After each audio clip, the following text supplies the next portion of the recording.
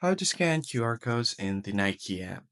What is up everyone? In today's video, I'll show you guys a quick and easy way to scan QR codes on the Nike app. You first have to open up the application and just make sure that you are logged in. Now from here, you want to go to the search bar at the top.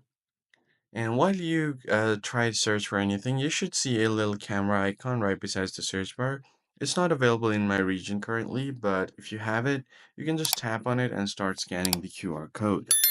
But if you don't find it, then you can just tap on the three lines at the top left and then go to settings.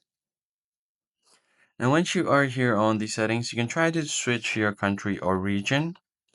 And then from here, you can scroll down and then you can try to log out of your account and log back in.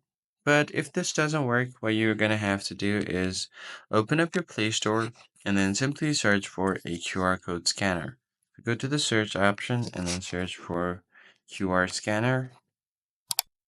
Hit enter, and then you could download any of these. But if you already have a inbuilt scanner in your phone, like if your camera app reads QR codes, you can use that to scan QR codes for the Nike app as well. That's pretty much it, guys. I hope this tutorial was helpful to you. If so, hit the like button below and subscribe. I'll catch you guys on the next one.